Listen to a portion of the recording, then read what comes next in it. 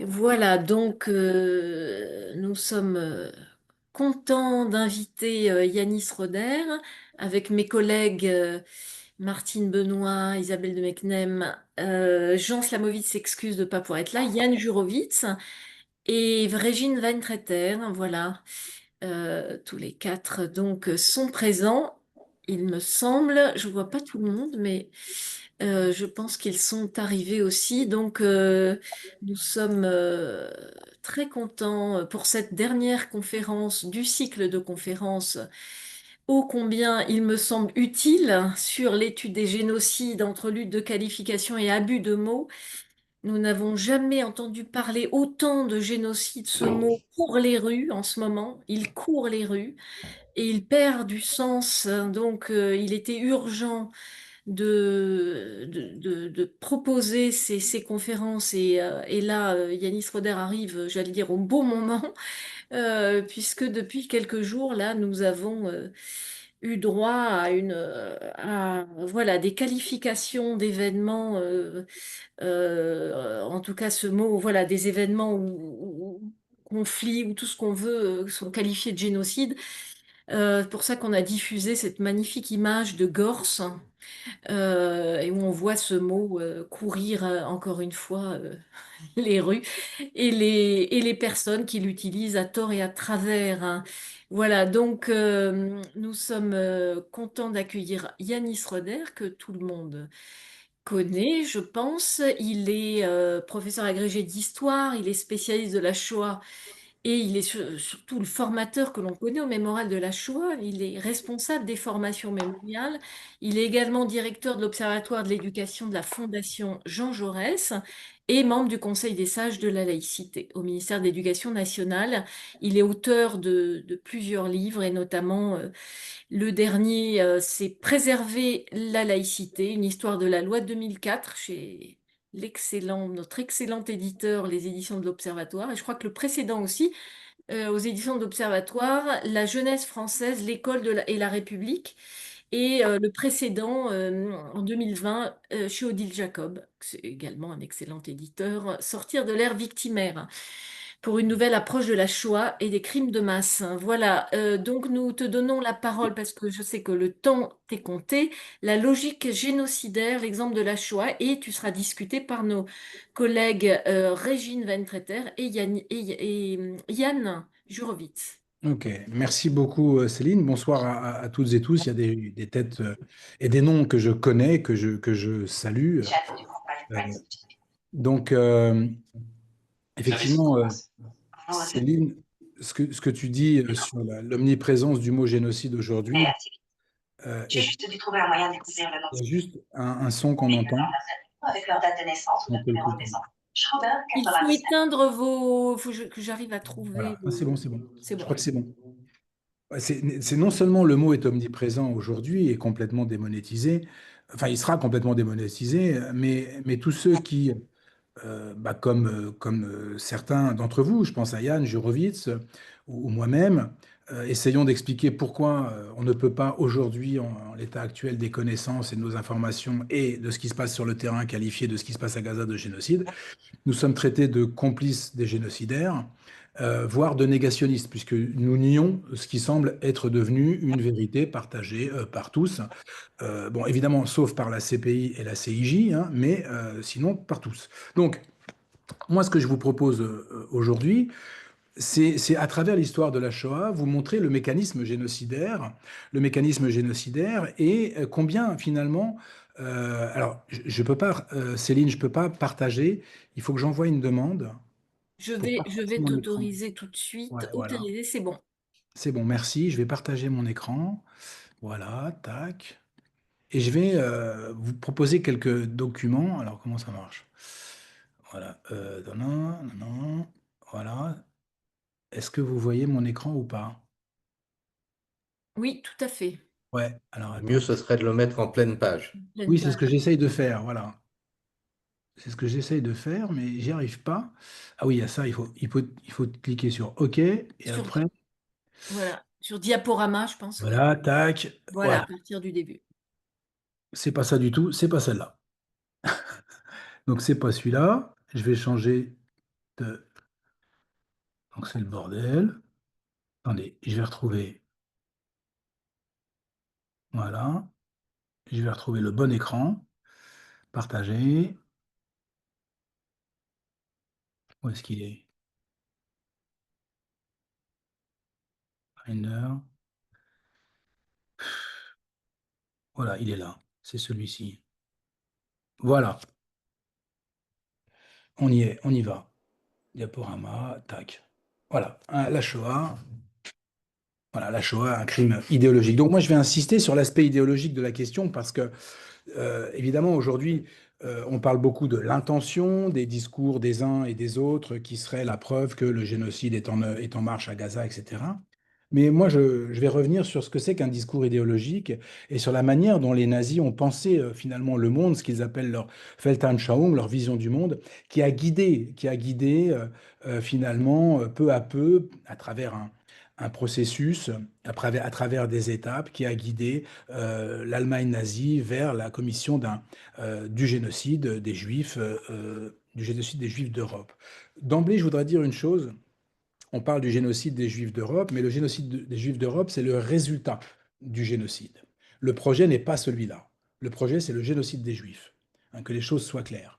Pour reprendre le titre d'Hilberg, La destruction des Juifs d'Europe, le fameux livre de la fin des années 50 de Raoul Hilberg, la destruction des Juifs d'Europe, c'est le résultat, c'est pas le projet. Hein, le projet, c'est l'assassinat de tous les Juifs, absolument tous les Juifs. Donc, ceci étant dit, il faut partir du début. Et le début, bien sûr, voilà, c'est le discours d'Adolf Hitler au Reichstag, pour commencer, le 30 janvier 1939. Ce discours, il est très intéressant. Ça fait 6 ans qu'Adolf Hitler est au pouvoir. Il fait un discours qu'on a en vidéo, hein, qu'on retrouve sur les différentes plateformes, où il dit ceci: J'aimerais profiter de ce jour qui n'est pas seulement remarquable pour nous, Allemands. Dans ma vie, j'ai souvent été prophète. Je vais à nouveau être prophète aujourd'hui. Si la juiverie financière internationale hors d'Europe et en Europe réussissait à précipiter encore une fois les peuples dans une guerre mondiale, alors la conséquence n'en serait pas la bolchevisation de la terre et la victoire de la juiverie, mais l'anéantissement de la race juive en Europe. Pour quelqu'un qui est normalement constitué, qui a une structure, on va dire, intellectuelle, un peu marxisante, il y a bien sûr des oppositions là qui sont absolument incompréhensibles. Le fait que la bolchevisation de la terre soit mise en équivalence avec la finance internationale, la juiverie financière internationale. Alors que signifie cela en fait? D'abord, ce qui est très intéressant, c'est que Adolf Hitler rend les Juifs responsables de la Première Guerre mondiale, puisque les Juifs, à travers la juiverie financière internationale, auraient réussi à précipiter les peuples dans une guerre mondiale et qu'ils s'apprêtent à le faire une seconde fois. Et autre chose, la bolchevisation de la terre serait la conséquence éventuelle, si on ne les empêche pas, de cette guerre mondiale. Alors, donc la juiverie financière et les bolcheviks auraient le même objectif en réalité. Et c'est là que vient se situer, et je voudrais partir de là, la vision idéologique du nazisme, qui va considérer, et vous allez le voir au fur et à mesure, qui considère en réalité que les juifs, euh, entre guillemets, puisque ce sont des juifs totalement fantasmés, totalement fantasmés, essentialisés, des juifs qui n'existent pas, hein, qui n'existent que dans l'esprit d'Adolf Hitler et de ceux qui le suivront, les juifs utilisent ou vont utiliser tous les moyens possibles et imaginables pour arriver à leur fin. Les moyens possibles et imaginables, c'est bien sûr la juiverie financière internationale, mais c'est aussi le bolchevisme. Si on s'intéresse à l'antisémitisme nazi, on y voit, par exemple, dans cet extrait de Mein Kampf, hein, le jeune juif aux cheveux noirs épie pendant des heures, le visage illuminé d'une joie satanique, la jeune fille qu'il souille de son sang, ainsi cherche-t-il à abaisser systématiquement le niveau des races en emprisonnant constamment les individus. La perte de pureté de sang abaisse l'homme pour toujours. Les peuples qui se métissent ou se laissent métisser prêchent contre la volonté de l'éternelle providence et leur chute n'est pas imméritée. On retrouve là, à travers, bien sûr, la joie satanique, des dimensions médiévales de l'anti-judaïsme devenu antisémitisme, et en même temps cette modernité de la question raciale, puisque le juif, entre guillemets, hein, le juif essentialisé, ça aussi c'est très important, euh, essentialisé et caricaturé bien évidemment, cheveux noirs, euh, a un but, c'est détruire la race. Détruire la race, mais quelle race? la race que alors les nazis appellent aryenne ou nordique, ça dépend des théories et en fonction des différents théoriciens à l'œuvre dans l'Allemagne nazie, mais la théorie de la race aryenne n'est pas la seule existante, c'est celle qu'on a retenue parce que Hitler, dans Mein Kampf, parle de race aryenne, mais voilà, il y a des théories sur les races nordiques, etc., mais peu importe. L'idée, c'est l'abaissement de la pureté de la race. Ça veut dire que, comme il le dit dans la deuxième partie de cet extrait, en fait, dans l'imaginaire nazi, la race germanique doit absolument rester pure, et toutes les races d'ailleurs doivent rester pures, sinon elles sont corrompues. À partir du moment où elles sont corrompues, c'est-à-dire à partir du moment où elles se métissent, elles vont dégénérer. Et la dégénérescence va nécessairement entraîner la chute. Pour le dire autrement, euh, la, la pureté raciale est la condition de la puissance. C'est la condition de la puissance, en sachant que euh, l'imaginaire nazi fait de ceci, enfin, fait des Allemands des gens enracinés dans un sol. C'est le fameux slogan nazi, Blut und Boden, hein, le sang et le sol. Enracinés dans un sol, ça veut dire que la race émane du sol. Le sol a créé la race et cette race est immuable. Cette race est construite de manière à pouvoir, dans son biotope, en réalité, vivre du mieux possible, à la condition, justement, de ne pas dépérir par le métissage que recherchent systématiquement, ou que rechercheraient, vous m'avez compris, systématiquement les Juifs.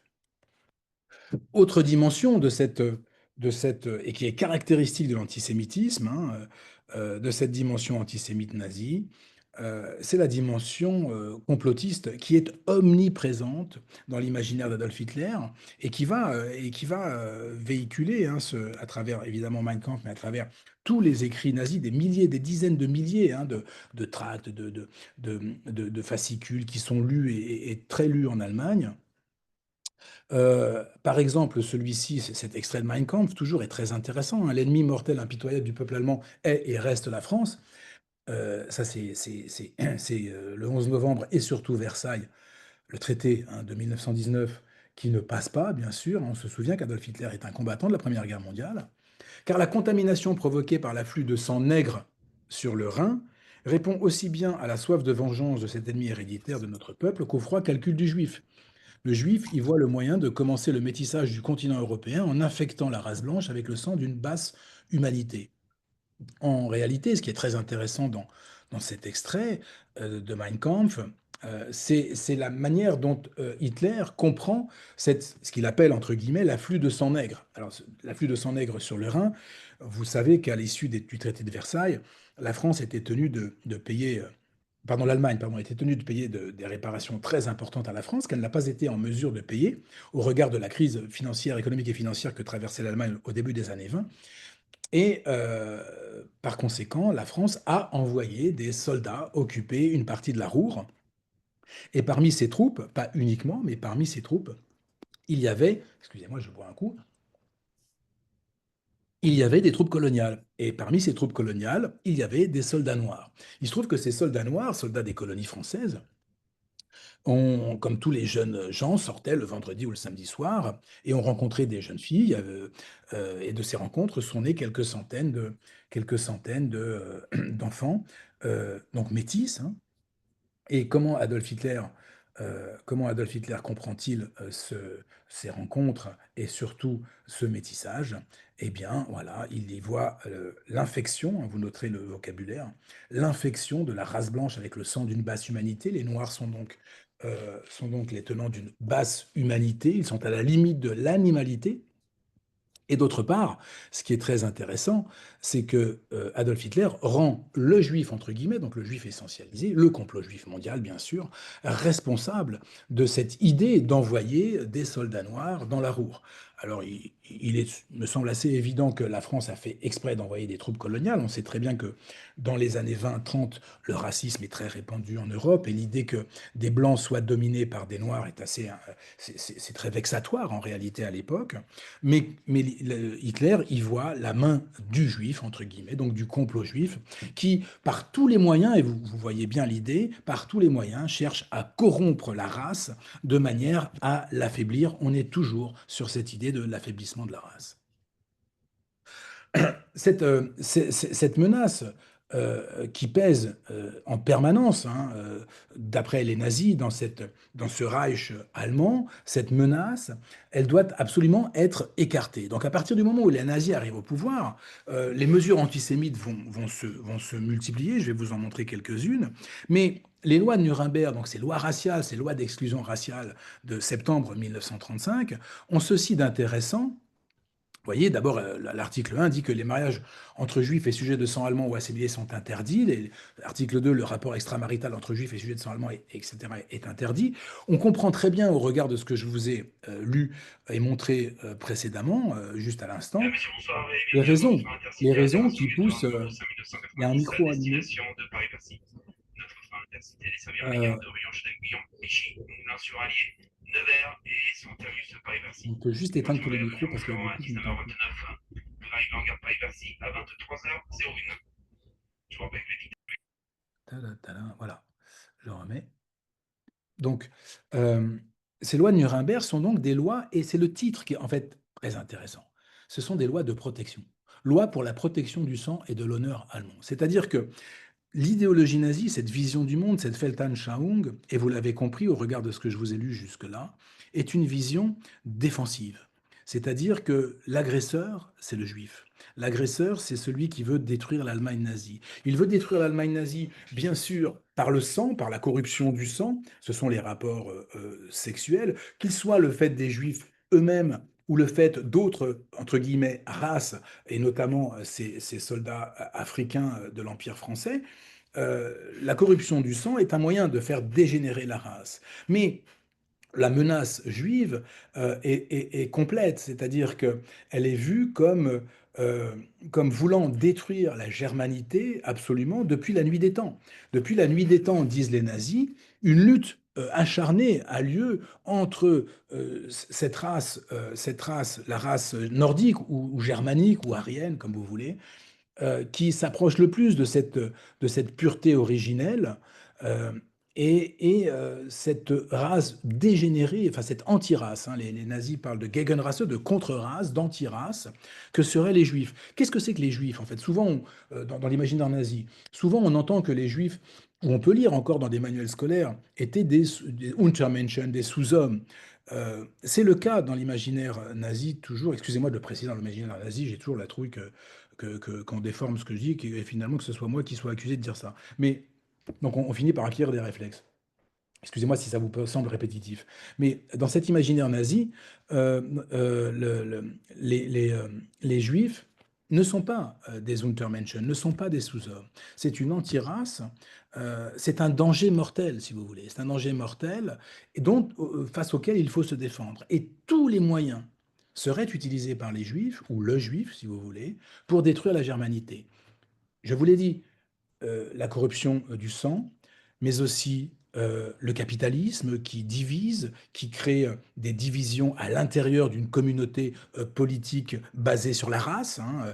C'est d'où l'opposition non seulement au marxisme, mais également l'interdiction de la démocratie, l'interdiction du syndicalisme, etc., qui sont vus par les nazis comme des éléments corrupteurs en réalité du corps politique racial allemand. Le nazisme, c'est un biopouvoir. Et donc, cette volonté de détruire, pense-t-il, cette volonté de détruire passe par le fait démocratique qui divise, ce que les nazis appellent la Volksgemeinschaft, c'est-à-dire la communauté du peuple, mais le terme traduit en français ne rend pas l'aspect racial ou ethnique de cette communauté. Hein. C'est vraiment une communauté basée sur le folk, sur le peuple, au sens ethnique et racial du terme. Donc le capitalisme, le communisme sont des inventions juives ou seraient des inventions juives qui viseraient à détruire la germanité. Donc Hitler ne cesse de parler, hein, quand il parle de l'URSS, de lutte de Vernichtungskrieg, de lutte d'extermination contre le judéo-bolchevisme. C'est le grand historien israélien Yehuda Bauer qui disait En fait, en réalité, l'antisémitisme nazi à l'Est n'a pas fait 6 millions de victimes juives, il a fait 27 millions de victimes, puisque les 27 millions de soviétiques sont victimes de cette vision du monde qui fait que le bolchevisme est vu comme un outil, une arme créée par les juifs pour détruire la germanité. D'où cette idée que l'URSS, c'est l'empire des juifs. C'est vraiment le paradis des juifs et que la guerre d'extermination, la Vernichtungskrieg, la guerre d'anéantissement, va se dérouler à l'Est. Donc, voilà le schéma mental, si vous voulez, dans lequel se trouvent les nazis qui, dans un premier temps, quand ils sont au pouvoir en Allemagne, n'ont eu de cesse, jusqu'à la guerre, de protéger, vraiment de protéger la Volksgemeinschaft, donc la communauté du peuple allemande, considérée allemande par le sang, hein, non pas par l'aspect administratif. C'est pas parce que vous avez un passeport allemand que vous êtes allemand. Si vous êtes juif, vous êtes juif. Vous n'êtes pas allemand au sens nazi du terme. Donc, toute cette politique qui va mettre les juifs sous pression et qui va multiplier les mesures anti-juives de manière à leur rendre la vie impossible. L'idée des nazis étant à l'époque de faire partir les juifs. C'est là qu'on voit que cette construction idéologique n'est pas nécessairement, n'est pas au départ hein, une vision éradicatrice. Elle est dans le discours, elle ne l'est pas dans les faits, puisque dans un premier temps, il s'agit de faire partir les juifs. Et donc, entre 33 et 45, vous avez en moyenne, enfin, vous avez 2500 lois et décrets anti-juifs. Donc, c'est une véritable obsession. Et je vous ai mis un exemple, pour ceux qui ont déjà lu le livre, le journal, hein, du philologue Victor Klemperer. J'en ai tiré un extrait. Et cet extrait, je me permets, alors je ne vais pas tout vous lire, mais rapidement, Victor Klemperer, c'est un universitaire. C'est un spécialiste de langue française du 18e.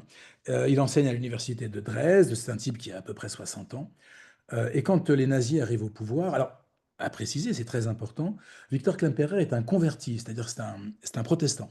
Mais c'est un homme qui est né dans une famille juive et qui s'est converti dans sa jeunesse au protestantisme et qui est marié à une femme allemande protestante qui, aux yeux de la législation nazie, est donc une, entre guillemets, arienne. Mais lui est considéré comme juif, puisque, vous l'avez bien compris, on ne guérit pas ou on ne rééduque pas le sang, hein, c'est le sang qui compte, et donc le sang est juif. De fait, il perd son emploi à l'université et il subit toute une série d'ordonnances absolument délirantes qui visent à rendre la vie impossible. Il avait une maison, on l'oblige à aller habiter dans un immeuble où sont regroupés les juifs de la ville. L'Allemagne, c'est un entre-deux hein, de ce point de vue-là, entre la France, où les juifs n'ont pas eu de quartier ou d'immeuble particulier, et la Pologne, où les juifs ont été regroupés de manière absolument obligatoire et coercitive dans les ghettos. L'Allemagne, ce sont des immeubles où on met les juifs. Interdiction d'écouter la radio, d'utiliser le téléphone, d'aller au théâtre, au cinéma, au concert, au musée, d'avoir des journaux, d'en acheter, d'utiliser tout moyen de transport. Il est astreint aux travaux forcés dans une usine. Il a une voiture, on lui prend sa voiture, on lui dit que vous irez en bus et puis on lui interdit de prendre le bus. Il fait 6 km le matin, 6 km le soir. Interdiction d'acheter des fleurs, d'aller chez le coiffeur, de posséder une machine à écrire, des fourrures, couvertures en laine. Les juifs doivent avoir froid. Un vélo, des chaises longues, des chiens, des chats. Donc il a un chat, la Gestapo vient chercher son chat. Le chat est euthanasié, ça doit être un chat juif, etc., etc., etc. Et donc, les mesures sont prises dans un but de rendre la vie totalement impossible et de pousser les juifs au départ. Et effectivement, à partir de 1933, des juifs vont tenter de quitter l'Allemagne nazie et ce départ va s'accélérer après la nuit, le pogrom hein, du 9 novembre 1938. On parle en France de nuit de cristal. En fait, c'est un mot nazi, un Kristallnacht. Donc, si on utilise le mot nuit de cristal, mettons des guillemets, c'est un vocabulaire nazi. En Allemagne, on parle de pogrom du 9 novembre, hein, où des centaines de personnes, finalement, le bilan, c'est 30 000 personnes enfermées dans le camp de concentration et des centaines de morts en réalité sur plusieurs jours. Toutes les synagogues d'Allemagne sont pillées et brûlées. Donc c'est un pogrom sans précédent sur les territoires allemands et qui voit s'accélérer l'émigration. Un mot sur l'émigration juive. Cette émigration, elle est très compliquée, elle est très difficile puisque les grands pays n'ouvrent pas leurs portes. Une conférence se tient à Évian en juillet 1938, hein, qui signe en réalité quasiment l'abandon des Juifs, hein, puisque aucun pays en dehors de la France, euh, plus largement que les autres, n'ouvre leurs portes aux réfugiés juifs, allemands et autrichiens, puisque l'Autriche est devenue partie intégrante du Reich après l'Anschluss en mars 1938. Deuxième chose, la question des camps de concentration. Le camp de concentration, et c'est une précision que je tiens à faire, le camp de concentration n'a pas du tout été conçu pour les juifs. Le camp de concentration, c'est un camp de rééducation, exactement comme le Goulag ou comme le Laogai. C'est un camp de concentration, on tape sur la tête de quelqu'un jusqu'à ce qu'il dise « je suis d'accord avec vous ». C'est ça le camp de concentration. Le camp de concentration, c'est un camp de rééducation. Mais on ne rééduque pas le sang. Je me suis permis déjà d'utiliser l'expression. On ne rééduque pas le sang. Les Juifs sont un poison en eux-mêmes, par essence. Et donc, il n'y a pas matière à rééduquer les Juifs. Donc, les Juifs ne sont pas concernés par la politique de concentration dans ces camps qui sont à l'orée des villes, hein, et aussi bien à Sachsenhausen que Dachau ou d'autres, et qui sont visibles de tous. C'est bien le but, hein, effrayer, faire peur, dissuader. Mais au moment de la nuit de cristal, les camps de concentration qui sont des camps à ciel ouvert, en fait, hein, des prisons pardon, à ciel ouvert, sont autant d'espaces qui peuvent être utilisés pour humilier les Juifs. Et donc, ces Juifs qui rentrent en camp de concentration en novembre 1938, pour la plupart vont en sortir, parce qu'on est condamné à un temps donné, hein, de camp de concentration, et on en sort. Hein, je pense par exemple à Bruno Bettelheim, par exemple, hein, qui fait un séjour au camp de concentration, et à bien d'autres qui vont sortir des camps de concentration, non sans avoir énormément souffert. Pour bien comprendre, mais je pense que vous l'avez compris, ce qu'était un camp de concentration, il y avait une vraie blague qui circulait dans l'Allemagne nazie, hein, qui était une blague, alors je ne vais pas vous la faire en allemand, je vais vous la faire en français, c'est M. Schmitt et M. Schumacher, qui sont condamnés à un temps donné de camp de concentration, ils habitent le même quartier, et ils sortent du camp de concentration à peu près en même moment, et on demande à M. Schmitt, alors c'était comment, et M. Schmitt dit, c'était absolument affreux, c'était abominable. Ces gens sont des fous, ils nous crient dessus en permanence, ils nous tapent, on mange absolument rien, j'ai perdu 20 kilos, on fait des travaux complètement stupides, c'est affreux. Et vous, monsieur Schumacher? C'était super, j'ai retrouvé la ligne de mes 20 ans, j'ai fait du sport tous les jours, on s'occupait de nous, vraiment, on était occupés toute la journée, on a fait des choses vraiment très très bien. Mais monsieur Schmitt dit tout le contraire. Oui, mais monsieur Schmitt, il va y retourner. Et donc, voilà ce que c'est qu'un camp de concentration. Hein, voilà, c'est-à-dire, c'est la terreur qui vise à faire que la Volksgemeinschaft reste unie, puisque la hantise d'Adolf Hitler, c'est la division de la Volksgemeinschaft, de la communauté du peuple. Alors, les choses vont changer pour les Juifs à partir du moment où la guerre va commencer. Donc, la guerre, vous le savez, elle commence en septembre 1939, et la Pologne, la première cible, la première cible des nazis. Pourquoi la première cible des nazis? Adolf Hitler, euh, Adolf Hitler envisage la... Et on ne peut pas envisager l'histoire de la Shoah en dehors de cette idée qui est la sienne, d'un remodelage racial du continent européen, mais c'est-à-dire d'un territoire européen dont les nazis doivent s'emparer, ce qu'ils appellent le Lebensraum, l'espace vital, que l'on peut expliquer comme étant l'espace absolument nécessaire à la survie du peuple allemand. C'est-à-dire que le discours qui vise à dire que les Allemands sont très à l'étroit dans leur habitat fait que les Allemands, les nazis, visent à la projection du peuple allemand vers l'Est, vers ces terres qui sont considérées comme des terrae nullius, c'est-à-dire des terres vides. Alors, en réalité, elles ne le sont pas, elles sont habitées par des Slaves et des Juifs. Mais pour les nazis, les Slaves, c'est des Untermenschen, des sous-hommes, et les Juifs, c'est un poison à éradiquer.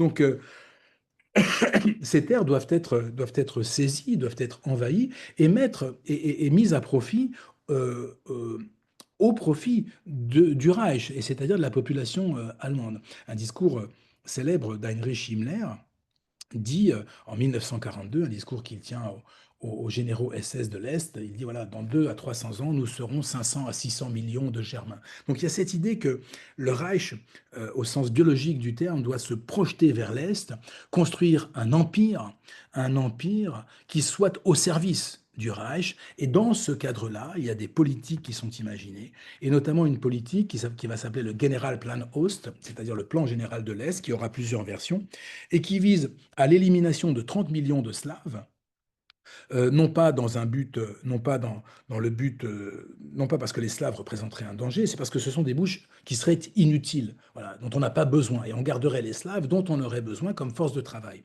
Donc on voit la différence avec l'élimination des Juifs, qui, à partir du moment où la décision est prise, et je vais y venir, la décision est prise d'éradiquer les Juifs, la présence juive sur ces territoires et ailleurs ensuite, est une question de survie politique du Reich, puisque en réalité, dans leur imaginaire, la guerre est juive depuis 6000 ans.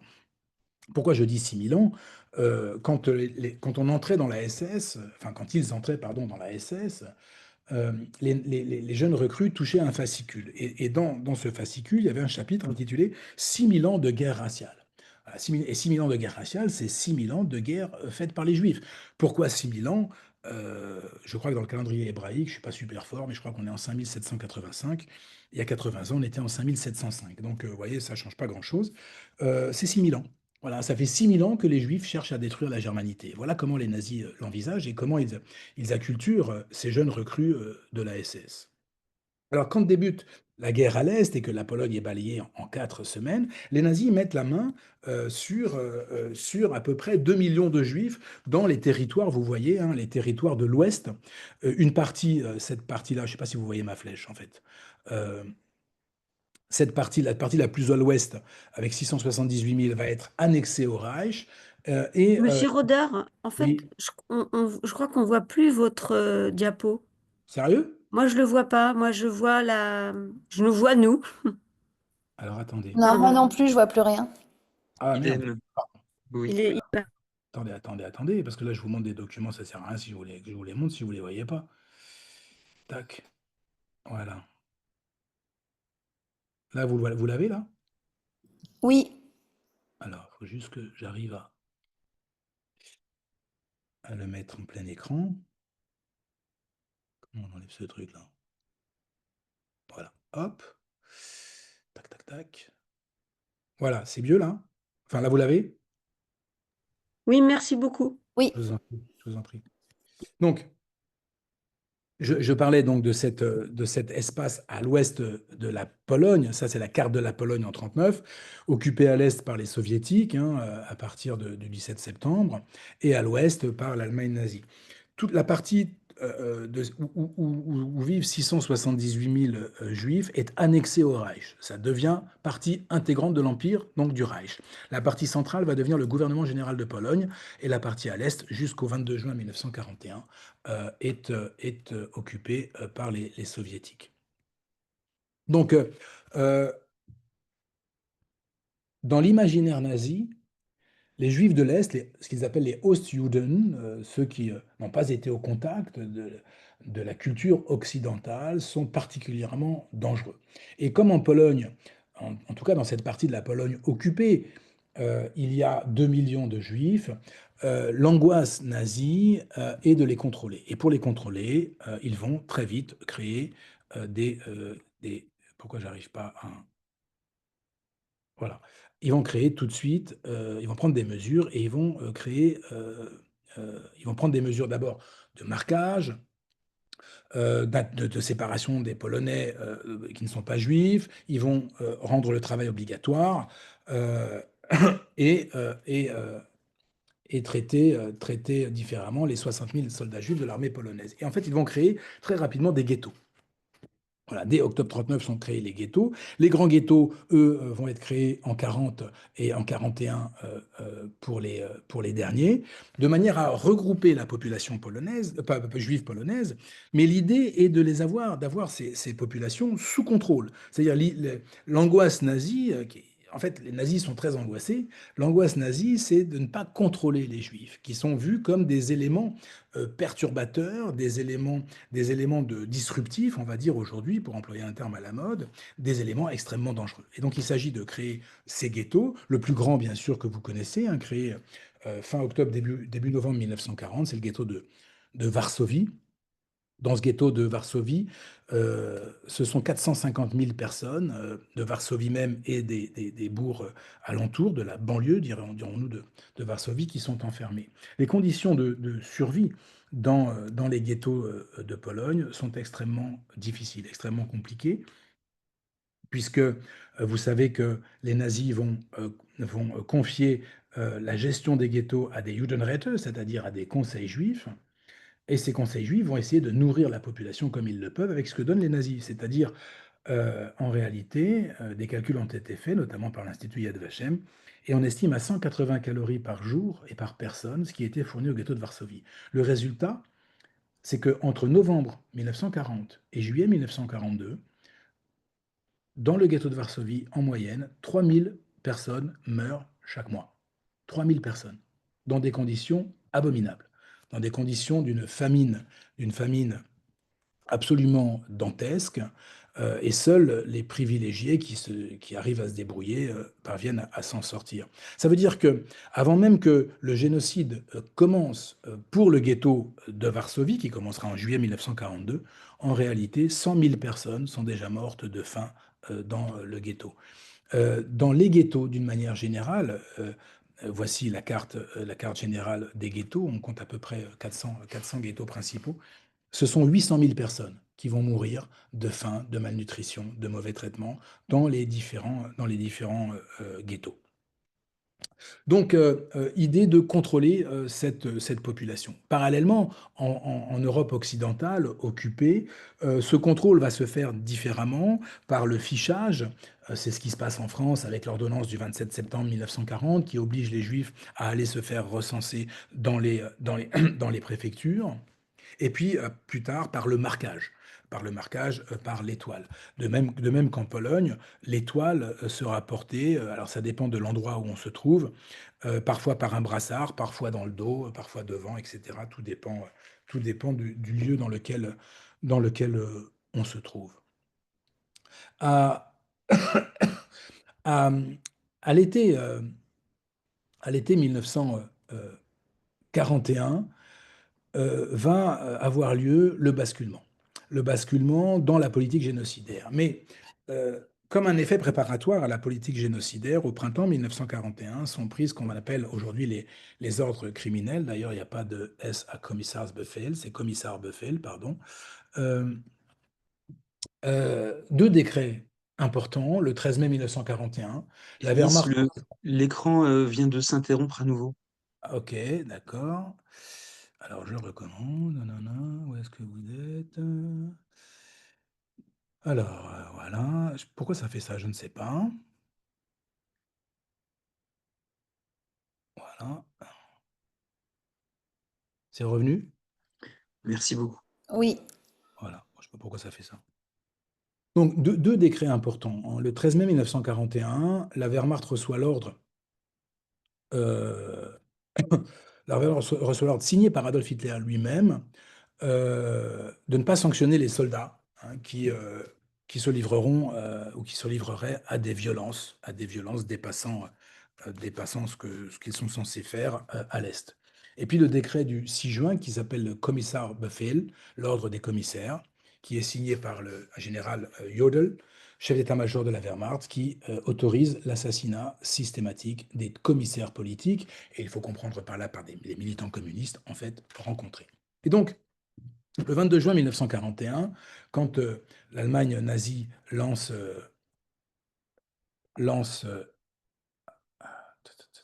c'est quoi ça?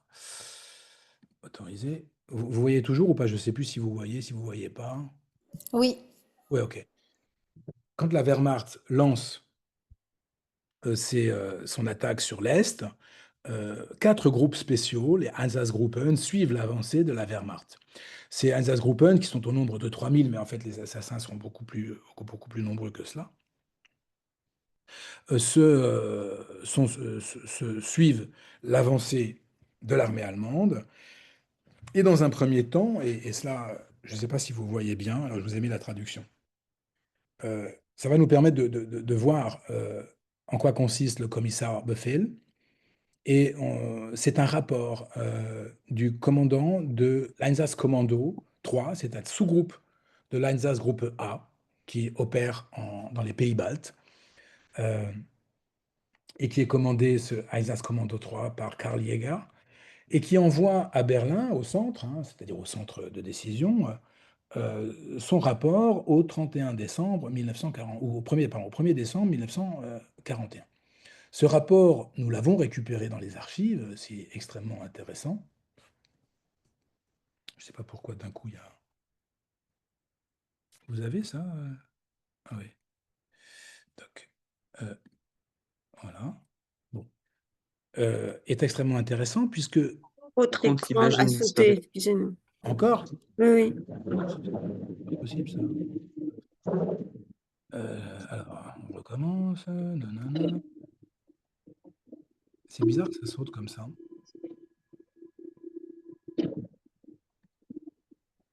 Voilà. Et là, vous l'avez? Vous l'avez là ou pas? Oui, à nouveau, c'est bon. Merci. Merci. Continuez de partager. Voilà. Ce rapport nous donne au jour le jour le nombre de victimes, les lieux. En fait, vous avez la date, le lieu, le nombre de victimes tout au bout de la ligne et la qualité des victimes. Et donc, on voit que le nombre de victimes se compte par dizaines, parfois quelques centaines, au mois de juillet 1941.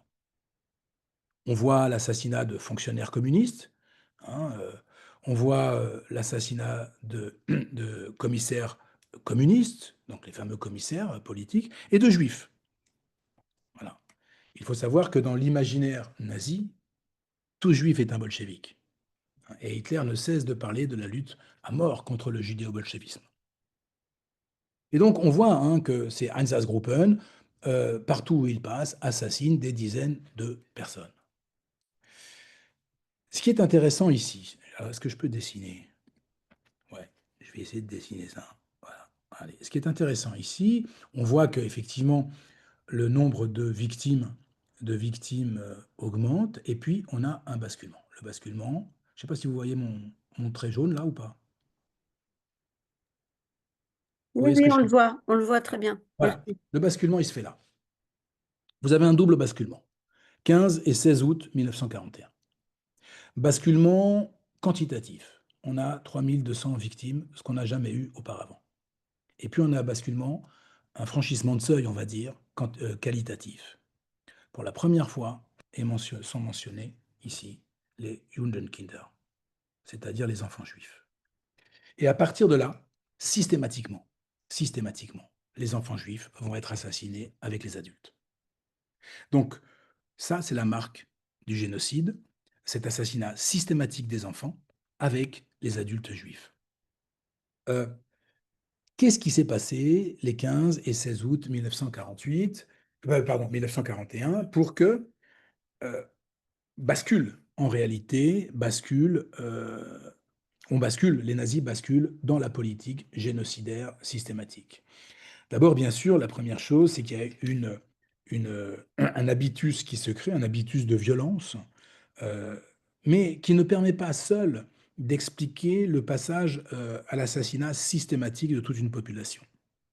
En réalité, on ne peut, et ça c'est notamment l'historien Philippe Burin qui le premier l'a montré, dès le début des années 90, on ne peut que réfléchir par rapport à la chronologie militaire.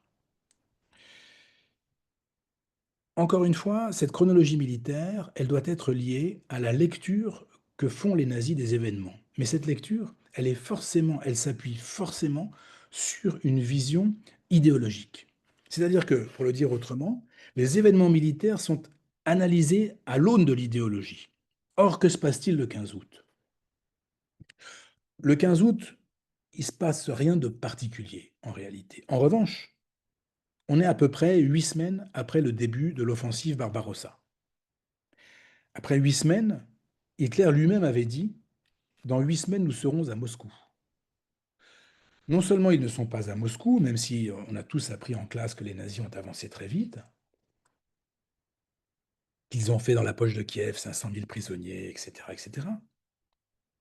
En réalité, les difficultés militaires sont très importantes. Jamais les nazis n'ont perdu autant de matériel, avions, chars, et autant d'hommes. Et donc, en réalité, ils ne sont pas là du tout où ils avaient prévu qu'ils seraient. Et c'est là où la lecture des événements militaires se fait à l'aune de l'idéologie, c'est que ce qu'explique Philippe Burin, et c'est très clair, comment Hitler analyse-t-il ce qu'il considère être comme la résistance, en fait, des Soviétiques? Comment considère-t-il les mouvements de partisans qui, dans le dos de la Wehrmacht, parce qu'elle a quand même avancé très vite, se regroupent et attaquent la Wehrmacht dans le dos? Comment analyse-t-il tout cela? Mais de manière très simple. Si l'armée soviétique résiste comme elle résiste, s'il y a des groupes de partisanen, de partisans, qui, dans le dos, sont des troupes de la Wehrmacht, sont extrêmement dangereux, c'est parce que les Juifs mobilisent comme jamais. Et donc les Juifs doivent payer. Ils doivent payer de leur vie la mobilisation qu'ils créent au sein du peuple soviétique. Et donc, ce basculement dans le génocide, dans un premier temps, le génocide du peuple, du peuple juif d'Union soviétique, disons-le comme ça, s'explique par la chronologie militaire et la lecture qu'en font les nazis. À partir de là, les tueries vont être systématiques dans les fameuses fosses communes des fusillades massives hein, à l'Est par les Einsatzgruppen qui vont assassiner entre 1,5 million et 2 millions de personnes. Mais en sachant que, ne nous trompons pas, les tueries vont continuer tout le temps de l'occupation en URSS. Il n'y a pas un modèle de tuerie qui va suppléer un autre, etc. Les tueries par balles continuent tout au long de l'occupation. On a retrouvé dans les archives, et c'est Christian Ingrao qui m'avait donné cette lettre il y a quelques années, une lettre assez incroyable. Alors pourquoi on l'a retrouvée dans les archives? Parce qu'évidemment, elle n'a pas franchi la censure. Walter Matner était un soldat du SD. Le SD, c'est le Sicherheitsdienst, c'est-à-dire le service de sécurité du Reich, le service de sécurité, c'est-à-dire la SS. Voilà. Et il est membre d'un Einsatzgruppe. Il arrive en Biélorussie, à Mogilev, et il écrit à sa femme. Ne perdez pas de vue que c'est une lettre à sa femme. C'est pour ça qu'elle n'est pas arrivée. Hein. J'ai donc aussi participé au grand massacre d'avant-hier. On est le 5 octobre 1941. Pour les premiers véhicules, ma main a tremblé au moment de tirer, mais l'on s'y habitue. Au 10e, je visais calmement et tirais de façon sûre sur les femmes, les enfants et les nourrissons. J'avais à l'esprit le fait d'avoir aussi 2 nourrissons à la maison avec lesquels ces hordes auraient agi exactement de même, voire peut-être 10 fois pire. La mort que nous leur avons donnée était douce et rapide comparée aux tortures infernales endurées par des milliers et des milliers de personnes dans les geôles de la GPU. Les nourrissons volaient dans le ciel en grands arcs de cercle et nous les abattions au vol avant qu'ils ne tombent dans la fosse et l'eau. Il faut en finir avec ces brutes qui ont jeté l'Europe dans la guerre. Alors on comprend bien pourquoi elle n'a pas franchi la censure. Je ne sais pas quelles étaient les relations de cet homme avec sa femme. Enfin, c'est une drôle de lettre à sa femme. Quoi qu'il en soit, l'inversion complète est absolument hallucinante et bouleversante. Il faut en finir avec ces brutes qui ont jeté l'Europe dans la guerre, dit celui qui, quelques lignes au-dessus, explique qu'il jette les bébés en l'air et qu'il les tire comme au bal-trap. Et dans une vision que l'on retrouve comme étant la vision défensive. Voilà. Pourquoi je le fais? Parce que j'ai à l'esprit d'avoir aussi 2 nourrissons à la maison avec lesquels ces hordes auraient agi exactement de même, voire peut-être 10 fois pire. Et en fait, ce qu'il faut bien comprendre, et c'est le fait de tous les génocides, le génocide est toujours vécu par ceux qui passent à l'acte, par les génocidaires, comme non seulement un geste défensif, mais un geste de survie, qui répond à une vision eschatologique du monde et de l'histoire, du eux ou nous. Soit nous les anéantissons, soit ils nous anéantiront. Voilà, il y a cette angoisse de disparition qui habite les assassins, qui sont convaincus de faire le bien et de sauver ce qui doit être sauvé en assassinant des hommes, des femmes et des enfants. Alors, cela ne nous dit pas pourquoi, comment on est passé plutôt du génocide des Juifs du non soviétique dans un premier temps, au génocide global, je l'appellerai comme ça, dans un second temps.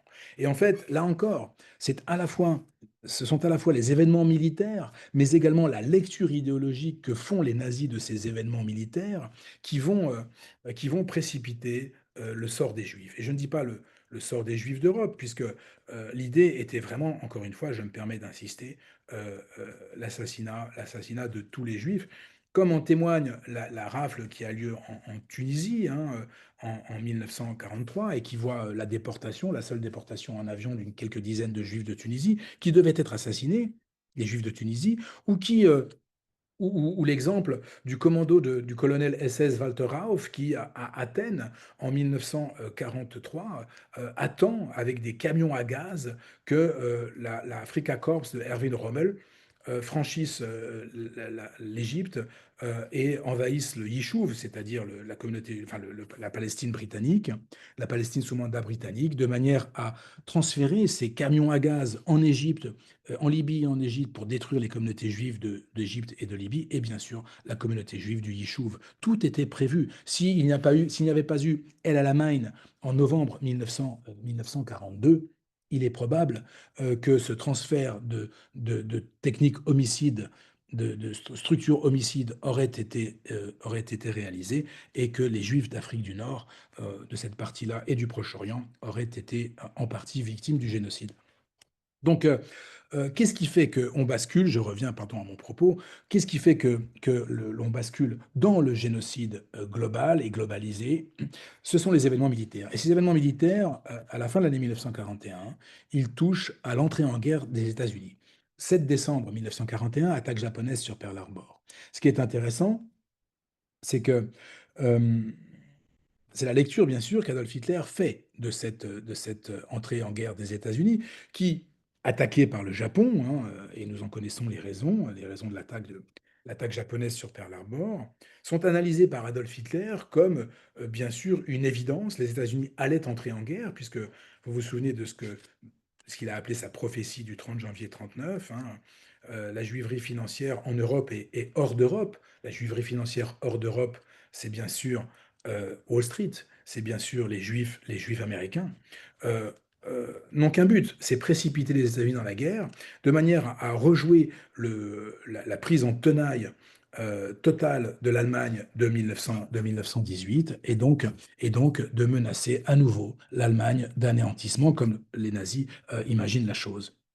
Et donc, à partir du moment où les États-Unis entrent en guerre, Hitler, alors, on n'a pas d'ordre, il n'y a pas d'ordre écrit, il n'y a pas d'ordre formel d'assassiner les Juifs. Mais on a des indices très clairs qui nous montrent qu'à partir de décembre 1941, janvier 1942, est prise la décision par Adolf Hitler, en tout cas le consensus des historiens qui continuent de discuter là-dessus. Certains pensent que c'est un peu plus tard, d'autres que c'est un peu avant. Moi, je suis assez partisan de la thèse de Philippe Burin, qui place Pearl Harbor au cœur de la décision globale du génocide, plutôt du génocide global. C'est cette décision, c'est cette attaque sur Pearl Harbor qui décide Adolf Hitler à basculer dans la politique génocidaire. Et donc, à partir du moment où Adolf Hitler décide de basculer dans la politique génocidaire globale, il faut prendre des mesures de manière à gérer ces questions d'un point de vue uniquement, enfin d'un point de vue, on va dire, administratif et logistique. D'où la conférence de Wannsee du 20 janvier 1942. Cette conférence de Wannsee, c'est une conférence administrative, c'est une conférence logistique.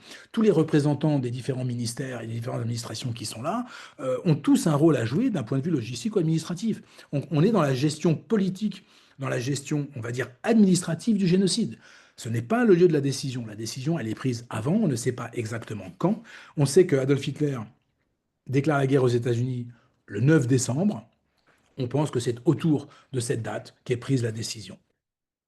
Il y a par exemple un indice très intéressant qui est donné par des historiens allemands, par exemple, je pense à Dieter Pohl ou d'autres, qui explique que à partir d'octobre 1941, sont expulsés du Reich, donc de l'Allemagne, de l'Autriche, les Juifs allemands pour aller vers les ghettos de Pologne, de Biélorussie ou des pays baltes. Ça marque une étape importante. Pourquoi? Parce que dans ces ghettos de Minsk, de Wilno, enfin de Vilnius, aujourd'hui de Vilna à l'époque, de Łódź, Lodz en Pologne, on va commencer à gazer les Juifs qui sont sur place. Mais on ne va pas commencer à les gazer ou les assassiner par balle, à Ponary par exemple, à Vilnius. De manière systématique, on va en liquider quelques-uns, on va décimer au sens premier du terme, pour faire de la place aux Juifs allemands. Et on n'assassine pas les Juifs allemands à l'arrivée. Voilà, octobre-novembre 1941. Et on a un homme qui s'appelle Jekeln, qui est un général SS, qui, au mois de novembre, reçoit dans les pays baltes un convoi venu d'Allemagne, un convoi de Juifs allemands, et il les liquide. Et, en fait, on a l'archive. Il se fait littéralement engueuler par Heinrich Himmler fin novembre en disant « Mais non, mais ce sont des Allemands, tu n'as pas à les liquider ». Et donc, on voit bien qu'à ce moment-là, fin novembre, la décision n'est pas prise du génocide global. Un mois plus tard, il fait la même chose, on ne lui dit plus rien. Voilà. Donc, il y a là quelque chose qui s'est joué autour de l'entrée en guerre des États-Unis, vécu comme un rejeu de cette angoisse de disparition de 1918 et qui pousse l'Allemagne nazie et Adolf Hitler en premier lieu, puisqu'il joue un rôle absolument essentiel dans les décisions génocidaires systématiquement. Hein, on pourrait les détailler, mais à chaque fois que des décisions sont prises dans les franchissements de seuil, Adolf Hitler est consulté par Heinrich Himmler. On a ça dans le cas. En fait, on a la chance d'avoir le calendrier d'Heinrich Himmler, le calendar, c'est-à-dire son agenda en fait, et qui nous permet justement de voir cela et de constater combien la place d'Hitler n'est pas une place anodine et une place absolument fondamentale. Donc, à partir du moment où le basculement se fait, conférence de Wannsee, et commence donc la construction des centres de mise à mort. En fait, les centres de mise à mort, le premier à entrer en fonction, c'est le 7 décembre 1941, c'est Chelmno, non loin de Łódź, hein, dans ce territoire de la Pologne annexé au Reich. Mais encore une fois, qui n'est pensé à ce moment-là que comme un lieu de décimation, pas comme un lieu d'annihilation. Même chose pour Belzec, dont la décision de construction est prise le 13 octobre 1941 à Lublin, où là, celui qui est au cœur de ce processus décisionnaire et qu'on connaît très peu, qui s'appelle Friedrich Wilhelm Krüger, qui est le SS-Polizeiführer, c'est-à-dire le général en chef de la SS du gouvernement général, avec son général qui s'appelle Odilo Globocnik, décide la mise en place d'un centre de mise à mort qui va s'appeler Belzec et qui est chargé de décimer. L'annihilation, elle commencera au mois de mars 1942, quand Belzec sera en fonction, et tout de suite, quand il entre en fonction, la décision a été prise en amont, bien sûr, il va devenir un centre de mise à mort systématique. Dans le gouvernement général, les grands centres de mise à mort qui fonctionnent au gaz alimentés par des moteurs de chars ou des moteurs de camions, ce sont Belzec, Sobibor et Treblinka. Je vous les ai donnés dans l'ordre de construction. Treblinka est inauguré en 22 juillet 1942 avec la première grande déportation de Varsovie vers Treblinka. Et puis, Chelmno fonctionne dans ce qu'on appelle le Warthegau, c'est-à-dire cette région du Reich de Pologne annexée au Reich. Et bien sûr, à partir de 1942, le grand complexe concentrationnaire d'Auschwitz, qui comporte des installations homicides, donc des installations de mise à mort, va également être mis à profit des nazis, à profit pour assassiner les Juifs. Au départ de la région d'Auschwitz, et puis ensuite, bien sûr, de toute l'Europe, notamment occidentale, mais aussi des Balkans, que l'on pense à la Grèce, et puis la Hongrie, etc. etc. Et donc, c'est tout un système qui se met en branle et qui va très vite, en fait. À partir du moment où le génocide est décidé, c'est-à-dire fin 1941, et le temps que les infrastructures se mettent en place, disons fin du printemps 1942, et l'essentiel est effectué entre juin 1942 et fin 1943. Pour le dire autrement, en juin 1942, 80% des victimes futures du génocide sont encore vivantes. Fin 1943, 80% des victimes du génocide ont été assassinées. Donc en fait, les choses sont allées très vite à partir du moment où les structures ont été mises en place et où les politiques ont pu être menées avec efficacité. Voilà. Quelle heure est-il? Il est 20h03. Si on veut pouvoir discuter, Oui, je vais m'arrêter. Voilà, je vous remercie. Voilà. merci beaucoup. Merci Yanis. Donc, nous allons laisser la parole, merci pour ce brillant exposé très clair, et laisser la parole à Yann. Ah, je commence, alors j'inaugure. Bonjour à tous, bonsoir, merci Yanis. J'ai déjà fait intervenir Yanis en Master 2 à l'université en Mm, droit, parce que ce qu'il vient de nous dire ici est passionnant au regard de ce que mm, nous, on essaie de construire, c'est-à-dire l'identification du génocide et plus précisément du moment génocidaire. Ce que nous dit Yanis ici est passionnant parce que ça nous montre qu'il y a, en tout cas lui, il le fait pour la Shoah, mais ça marche pour tous les génocides, une période pré-génocidaire qui est généralement criminelle contre l'humanité, qui devient génocidaire à partir d'un moment administratif. Ce moment administratif, c'est l'intention dont parle toute la presse aujourd'hui, à tort et à travers, sans bien en comprendre le sens. C'est l'intention de détruire le groupe comme tel qui, pour nous, juristes, constitue le génocide. De ce qu'on entend de Yanis, donc, la date, elle ne sera jamais exacte, elle est située entre l'été 41 et janvier 42. Quoi qu'il en soit, ça veut dire que les milliers ou le million de juifs décédés avant cette période, victimes de cette Shoah-là, n'est pas victime d'un génocide. Et ça, c'est extrêmement intéressant pour nous, notamment pour la détermination des compétences des juridictions. C'est le cas typique des pogroms subis par les Tutsis au Rwanda, par exemple, qui, pendant 4 décennies, vont être massacrés en 59, 63, 72 et au début des années 90. Et le génocide commence. Alors, on trouve toujours une date symbolique, une date officielle. C'est le 7 avril 94 parce que la veille, l'avion présidentiel est tombé dans un attentat et que les meurtriers se déchaînent. Et surtout, il y a une décision administrative qui ressemble à ce que Yanis vient de nous expliquer. On décide politiquement de fermer les frontières pour pas que les victimes fuient, mais pour qu'on les tue tous.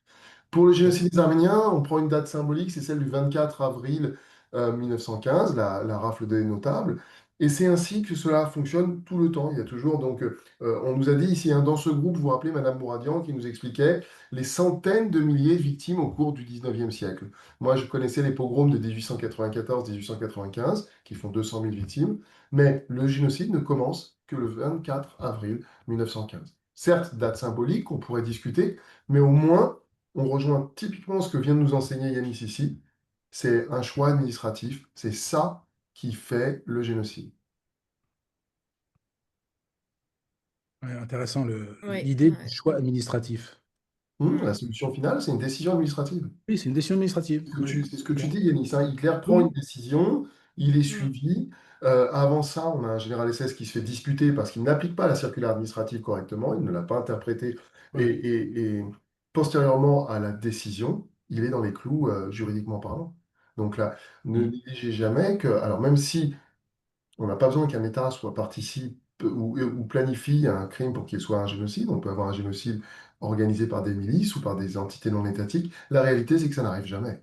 Dans la réalité, c'est un État, euh, je répète, c'est pas une exigence juridique, mais c'est une réalité factuelle. Un État met en œuvre une politique génocidaire et il la met avec tous les outils institutionnels que vous connaissez. Mhm. Mhm. C'est le pouvoir exécutif. Régine Oui. allait parler, mais ton micro est coupé, Régine. Régine? Allez.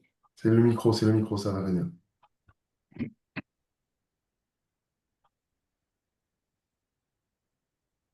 Bonsoir. Merci Yanis. Bonsoir, Je Régine. connaissais, mais je vous avais jamais entendu, vu en direct. Alors voilà, je vous lis. Oui, tout ce que vous dites et ce que souligne Yann, c'est d'une clarté très grande. Ce que je vois aussi, c'est ce lien qu'il y a toujours entre guerre et génocide. Oui. Mhm. C'est-à-dire qu'un génocide s'abrite ou toujours ou à partie liée avec une guerre. Si peut-être que, enfin, moi j'entends ça à chaque fois si je réfléchis. Les Arméniens, Mhm. la Shoah Et le et, génocide des Tutsis. et le génocide des Tutsis. Mais si c'est une réalité factuelle, ce n'est pas une exigence juridique. Et Non, d'ailleurs, dès l'adoption de la définition du génocide en 48, on a dit, et le préambule le précise, un génocide n'est ni de guerre ni de paix. Certains auteurs de l'époque disaient, en ajoutant, pas plus qu'il n'est de jour ni de nuit. L'idée, c'est qu'il peut être commis à tout moment. Alors évidemment, pourquoi il y a un lien avec la guerre? Eh bien, parce que le phénomène de violence du conflit armé permet la mise en œuvre de ces décisions-là. Aujourd'hui, si on décidait d'un génocide en France en temps de paix, ce serait plus compliqué à mettre en œuvre. On manquerait de force, les génocidaires manqueraient de force. Ce qui est intéressant alors effectivement, moi je rejoins complètement Régine hein, dans ce que vient de dire, le lien entre guerre et génocide, mais en fait il y a un double lien. D'abord, il y a la guerre factuelle, la guerre réelle. Effectivement, que ce soit la Première Guerre mondiale pour le cadre, le contexte global du génocide des Arméniens, la Seconde Guerre mondiale pour le contexte global du génocide des Juifs et le conflit entre le FPR et le Hutu Power et le gouvernement du Rwanda pour le génocide des Tutsis. Il y a ce cadre global. Mais il n'y a pas seulement ce cadre global, il y a aussi la guerre fantasmée. C'est-à-dire que dans le cadre de la guerre, le peuple qui est visé, le groupe cible, pour reprendre les termes juridiques, le groupe cible est vécu comme un protagoniste de la guerre. C'est-à-dire que les Arméniens sont vécus comme une cinquième colonne et un danger mortel pour l'Empire ottoman. De la même manière, les Juifs sont vécus. Alors, les Juifs, c'est paroxystique parce que les Juifs, dans l'imaginaire nazi, la guerre est juive en fait. Les Américains sont en guerre parce que, et je vais vous donner un exemple précis. Les Américains sont en guerre parce que les Juifs l'ont voulu. Les Soviétiques sont en guerre parce que ce sont des judéo-bolcheviques. La guerre est juive.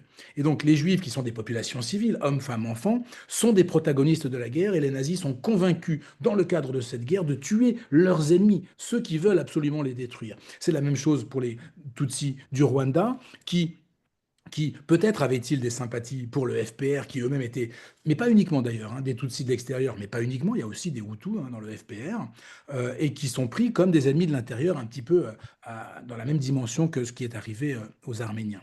Mais je vous prends un exemple, je pense que beaucoup de gens connaissent l'histoire du 101e bataillon de la Ordnungspolizei, c'est-à-dire cette police du maintien de l'ordre qui, en Pologne, en juillet 1942, arrive dans un village et va passer par les armes les 1500 juifs d'un bled paumé qui s'appelle Józefów. Ce qui est très intéressant dans cet épisode-là, qui est assez connu parce que Christopher Browning, le grand historien de l'Université de Caroline du Nord, a écrit un livre là-dessus en 1992 qui s'appelle Des hommes ordinaires. Ce qui est très intéressant dans ce qu'il raconte, c'est qu'à un moment donné, il cherche à convaincre ces hommes de la nécessité. Pourquoi il cherche à convaincre ces hommes? Parce que ces hommes n'ont jamais fait cela. Ce sont des hommes ordinaires, c'est-à-dire ce ne sont pas des SS, ce n'est pas un Alsace-Groupe E, ce sont des hommes qui ont des enfants, qui sont trop vieux pour être démobilisés, trop vieux pour être au front, mais trop jeunes pour être démobilisés. On en fait des flics, en fait, si vous voulez, et on les amène dans ce bled de paumé de. J'y suis allé, hein, donc je peux me permettre de dire que c'est vraiment un bled paumé, Józefów. Et là, on leur dit voilà, vous allez tuer des hommes, des femmes et des enfants. Ils n'ont jamais fait ça. On est juillet 1942.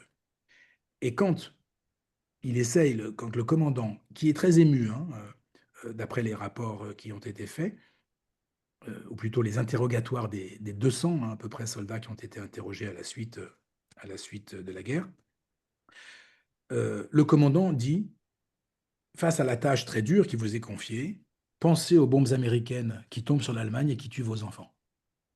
Voilà. Le lien est incroyable. Quel est le rapport objectif entre les bombardiers, effectivement, les B-17 américains, qui bombardent Hambourg, ces gens sont de la région de Hambourg, qui bombardent les infrastructures portuaires, par exemple, de Hambourg, et les 1500 juifs de ce bled paumé qu'est Józefów.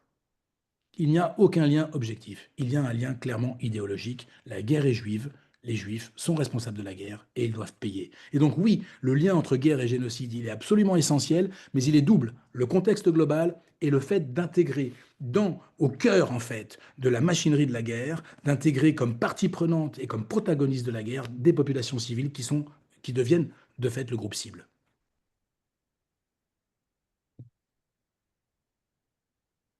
Oui, merci. Peut-être des questions? Qui souhaiterait prendre la parole? Surtout en faisant le lien avec ce qu'on entend et l'actualité. Oui, peut-être Oui, venons-en. ce serait pas mal, puisque vous deux, vous êtes assez. On est pas mal interviewés. Yanis, Oui. d'après ce qu'il m'a dit, vient de se faire traiter de complice de génocidaire par Mathilde Panot, c'est ça, Yanis? Ouais, tout à fait. C'est un honneur, Yannis, c'est un honneur. Ouais, enfin bon, elle me met juste une cible dans le dos, hein, mais bon, Ouais. je m'en passerai bien de cet honneur, mais Drôle voilà, oui, bien d'honneur, sûr. hein. De se faire attaquer par LFI, c'est un honneur. Mhm. Mhm. Franchement. Oui, mais J'ai une petite. Il y avait une question, je crois. Oui, bonjour. Je suis Caroline Bonjour. Calvat de l'Université de Strasbourg. Oh, ça va peut-être un petit peu vous surprendre, mais moi, je me suis quand même souvent demandé d'abord deux choses par rapport à la Shoah. Je me suis demandé, mais vraiment dans le micro, est-ce que, vous voyez, les Juifs et la population locale, est-ce qu'il n'y avait pas des espaces de rencontre, des associations où les gens s'appréciaient, les gens se connaissaient et les gens auraient pu avoir envie de protéger ceux qui étaient leurs amis, ceux qui étaient des proches, ceux avec qui ils avaient des liens.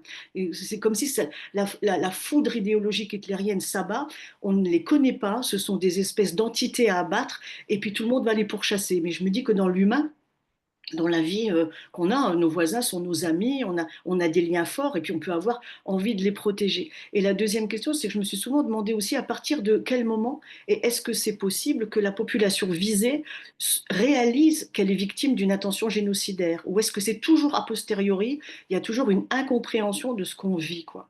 Voilà. D'accord. Merci beaucoup. Deux questions très intéressantes et très importantes. Tu vas, Yanis, d'accord.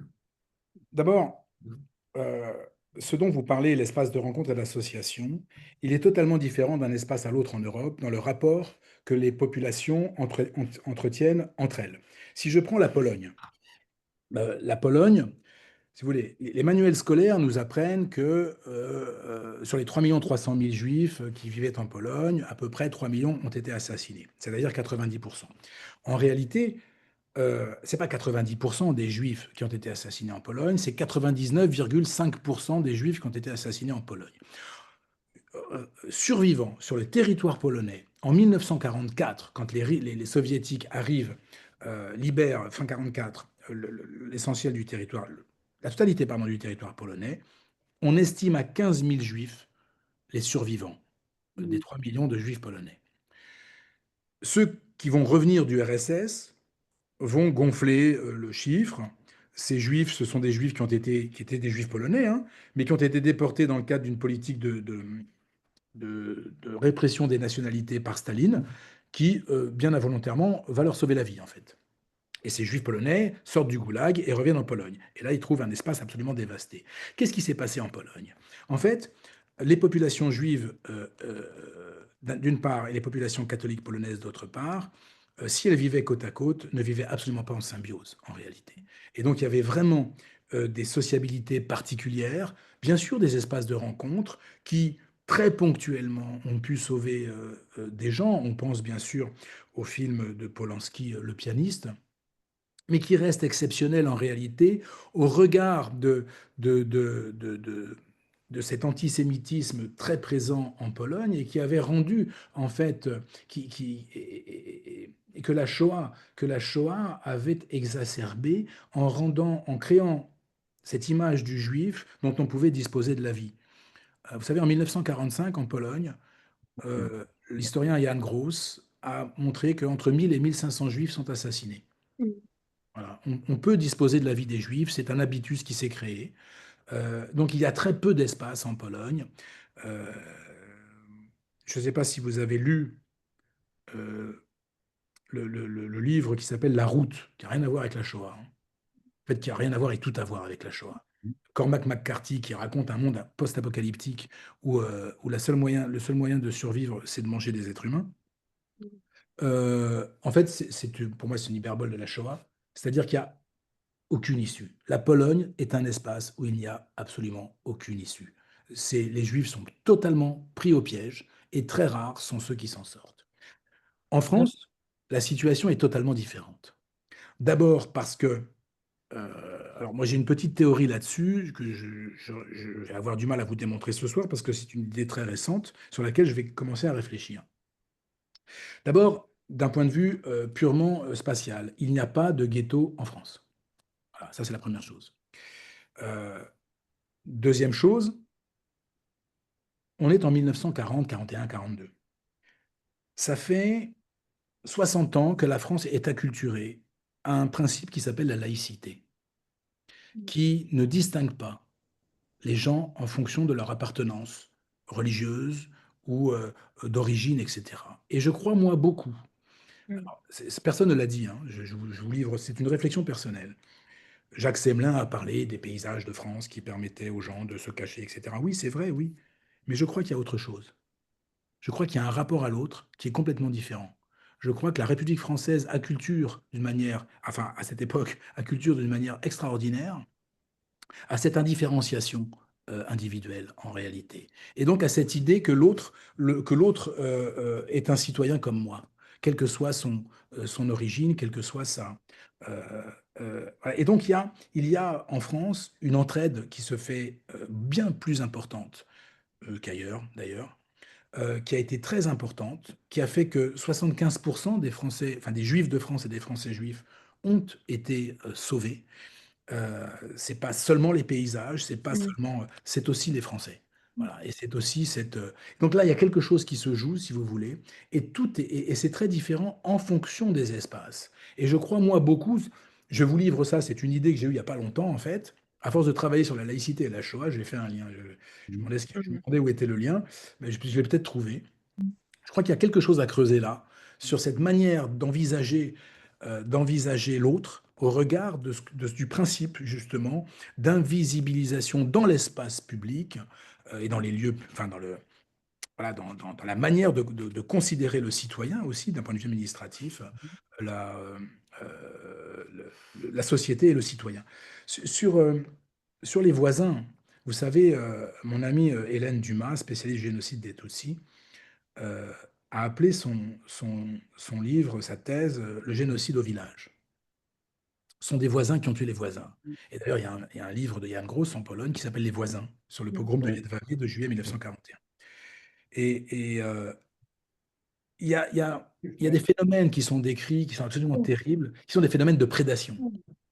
Des phénomènes de prédation. C'est-à-dire, vous êtes dans des communautés villageoises, petites communautés politiques, humaines et politiques, qui sont relativement pauvres.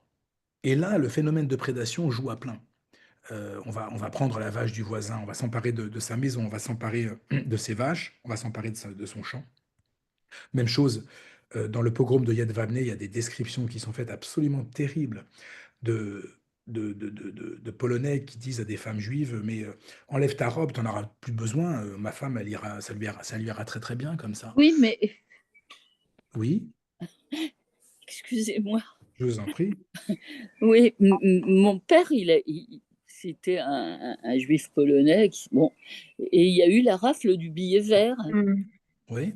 La rafle du billet vert, ils y sont allés, ils croyaient que c'était Ben, ils ne savaient pas ce que c'était. pour Et vous savez, vérifier. vous savez que la rafle du billet vert n'est pas une rafle liée à la Shoah, en fait, hein. Mm. C'est une rafle pré-Shoah. La Oui, c'est une décision, rafle pré-Shoah, ouais, mais la décision n'est pas prise. ben oui, mais ils ont été envoyés dans des camps et ils n'en Alors, sont jamais sortis. Ils n'en sont jamais sortis. Mais alors là, on peut faire le lien avec la deuxième question, qui est de savoir ce que connaissent, ce que ressentent oui, les victimes. Mais exactement. elles elles sont Et en trop... fait, Pardon, les, vas-y, vas-y. les victimes, en fait, d'abord, ignorent la politique à laquelle elles sont soumises, Ah ben ça, c'est sûr. n'ont pas de vision globale de la politique auquel elles sont soumises. Bien sûr qu'au bout d'un moment, ils comprennent bien, les gens comprennent bien qu'on ne leur veut pas du bien, mais je vais vous donner un exemple si vous voulez. Mes grands-parents paternels franchissent la ligne de démarcation au mois de septembre 1941. Ils sont arrêtés par les gendarmes. Que dit mon grand-père aux gendarmes? Il leur dit, voilà, je fuis la zone occupée parce que je suis israélite. Voilà, il dit ça aux gendarmes français et c'est marqué dans le procès-verbal. Donc il n'a aucune compréhension de ce qui est en train de se jouer, aucune connaissance, et c'est logique et c'est normal. Voilà. Et donc, en fait, les informations vont arriver, notamment, je pense à la Pologne, assez vite, et en même temps, je crois, pour travailler depuis 30 ans sur ces questions-là, que l'esprit humain essaye d'évacuer le plus possible ce qu'il a, les évidences, si vous voulez, des évidences qu'il cherche à fuir.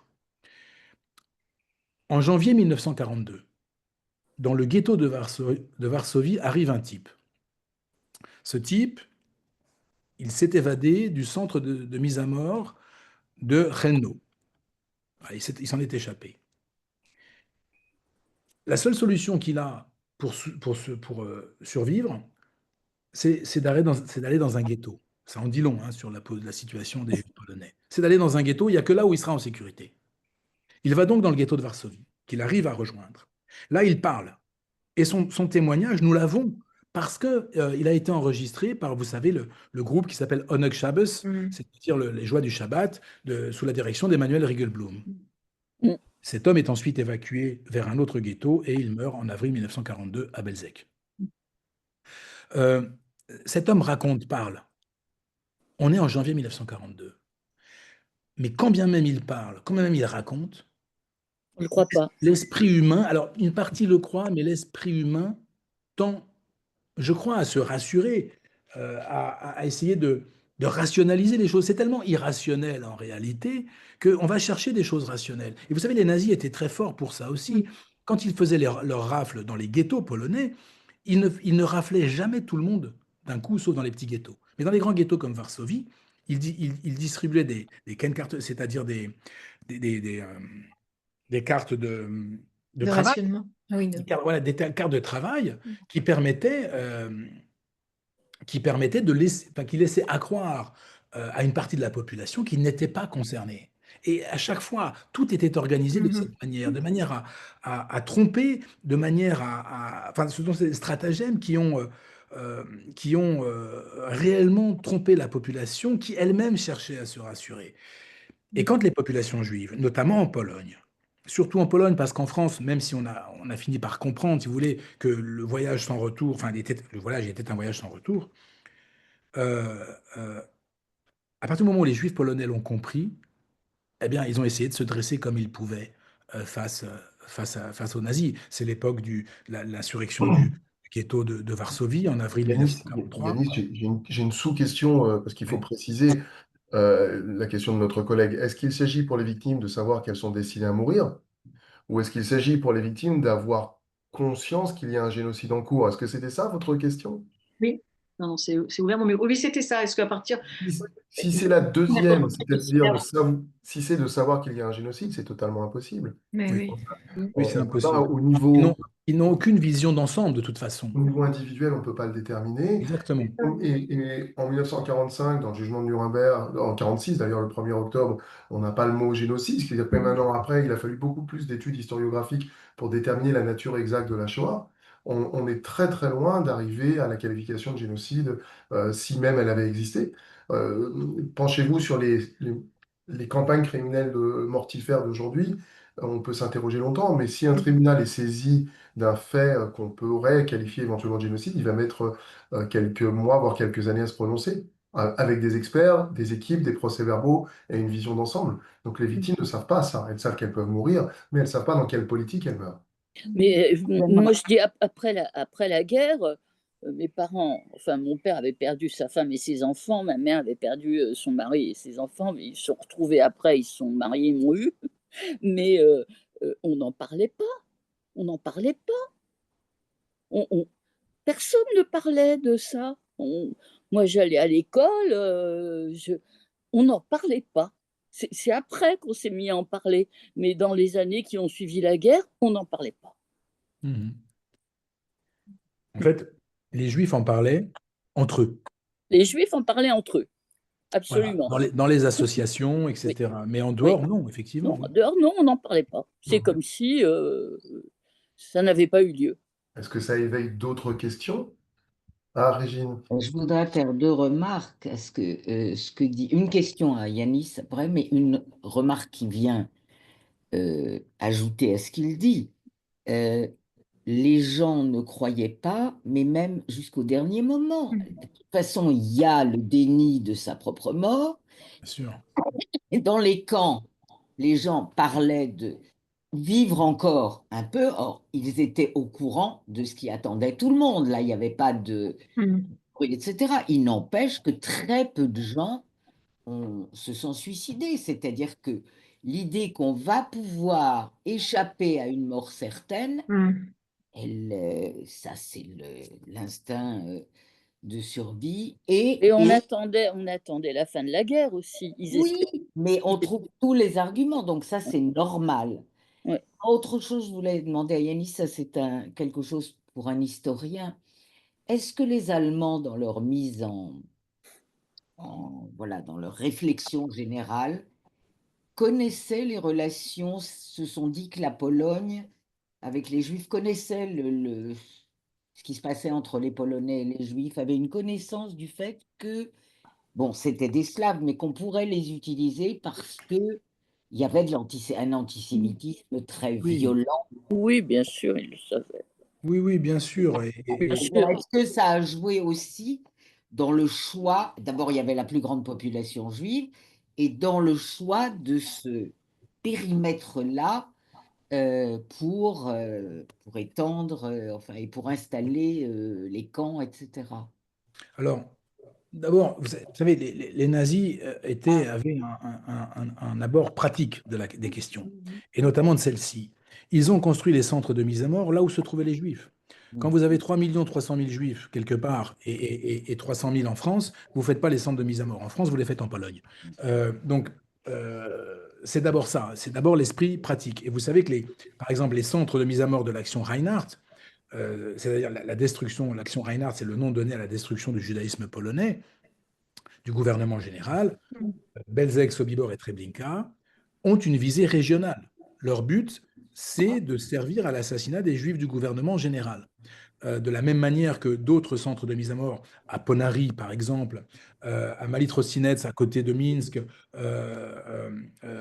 etc., Bogdanovka à côté de Lviv, Lviv aujourd'hui, etc., sont des centres de mise à mort à visée régionale. Et donc, c'est d'abord cet aspect-là de proximité des populations à assassiner qui a été pensé. Maintenant, oui, bien sûr, les nazis savaient très bien que en Europe de l'Est, ce qu'ils appelaient les Ostjuden n'avaient pas du tout le même niveau d'intégration et d'assimilation à la population globale, à la population générale, en France ou même en Allemagne. Même si c'était moindre en Allemagne qu'en France. Donc, d'un point de vue administratif seulement, c'est beaucoup plus facile de les trouver en Allemagne, puisque en Allemagne, vous payez un impôt à votre communauté religieuse, donc on sait exactement qui est juif, et on sait au nombre près combien de juifs déclarés en janvier 1933 en Allemagne. Ce qui n'est pas du tout le cas en France, puisqu'en France, ça n'existe pas.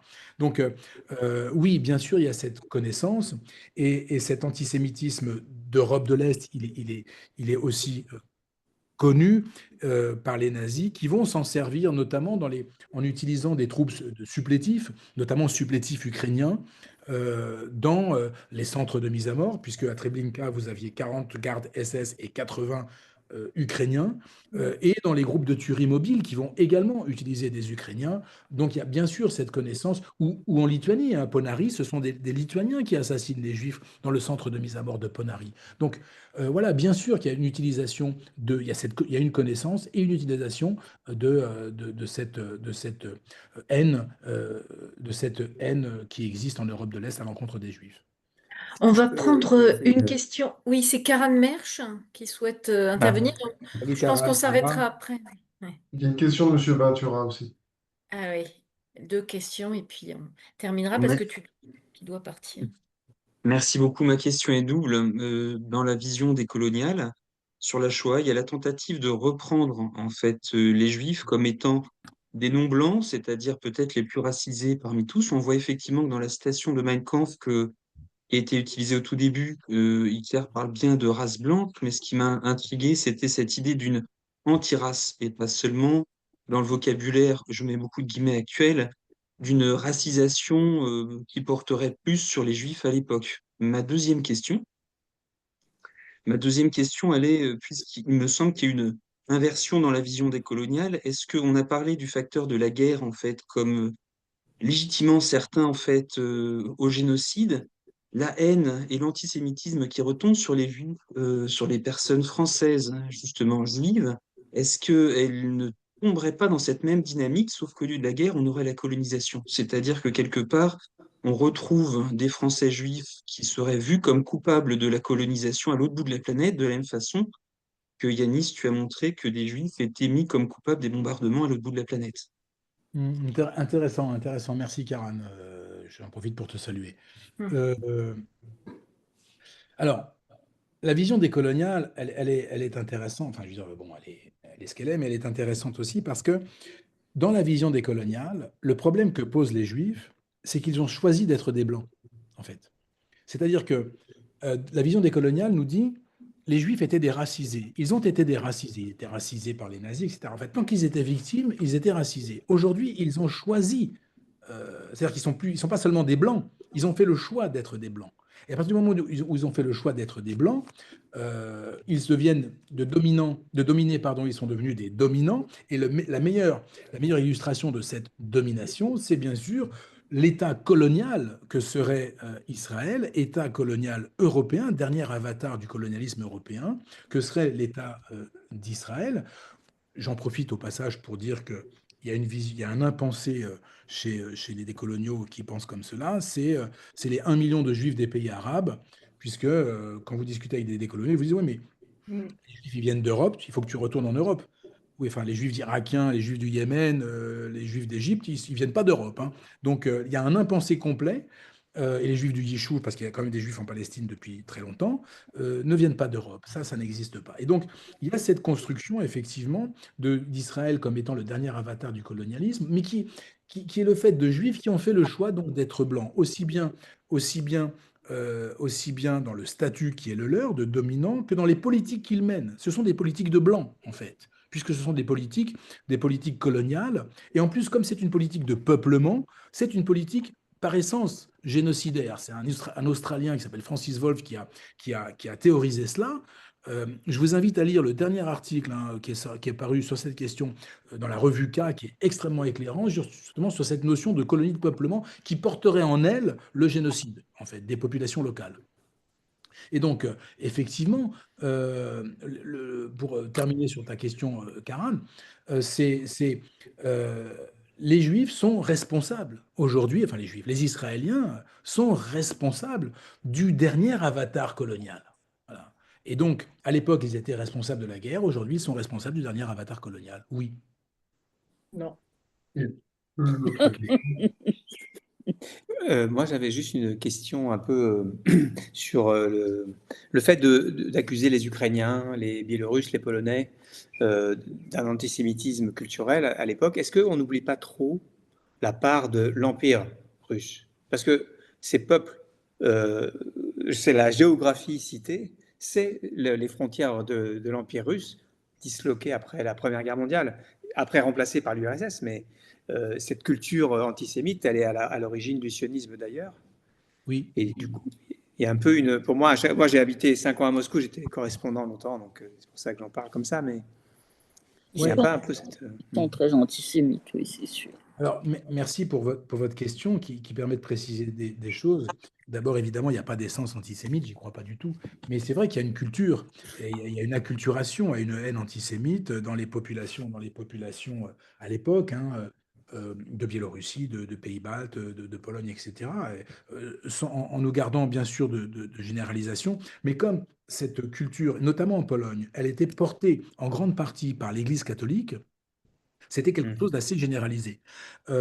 Maintenant, pourquoi ces espaces-là? Alors, bien sûr que l'Empire russe est antisémite. De fait, avant l'URSS, l'Empire russe est antisémite, le protocole des sages de Sion, tout ça, ça vient de là, etc. Mais pourquoi ces espaces-là? Ukraine, Biélorussie, Pologne, Pays-Baltes, c'est ce que Catherine II a appelé la zone de résidence. C'est-à-dire que Catherine II a obligé les Juifs à habiter une zone délimitée qu'ils ne pouvaient pas franchir. Ce qui explique qu'il n'y a pas de communauté juive, en fait, à Moscou. Voyez, les Juifs étaient interdits de résidence dans ces espaces-là. Et donc, il n'y en a pas non plus à Leningrad, qui sont les villes impériales, si vous voulez. Il y a pas, donc, il y a la zone de résidence de Catherine II qui oblige les Juifs à vivre dans ces espaces. Ils n'ont pas le droit de franchir les frontières de cet espace. Et c'est là que va se développer ce qu'on va appeler le Yiddishland, en fait, hein, Ukraine, Biélorussie, Pologne et Pays-Baltes. C'est là que se développe cette culture du Yiddish, ce Yiddishland, cette Yiddishkeit, du fait justement des restrictions de circulation qu'impose Catherine II. Voilà. Et effectivement, les populations russes, vraiment russes de Russie, côtoient beaucoup moins les Juifs, ce sera moins vrai durant l'URSS, parce qu'il y aura plus de déplacements de population, mais c'est très vrai dans l'Empire, au moment de l'Empire, donc jusqu'en 1917. Les populations russes côtoient beaucoup moins les Juifs que les Ukrainiens, les Biélorusses, etc. Alors, ça ne veut pas dire qu'ils sont antisémites parce qu'ils côtoient les Juifs et que les autres ne sont pas antisémites parce qu'ils ne côtoient pas les Juifs, hein, bien évidemment.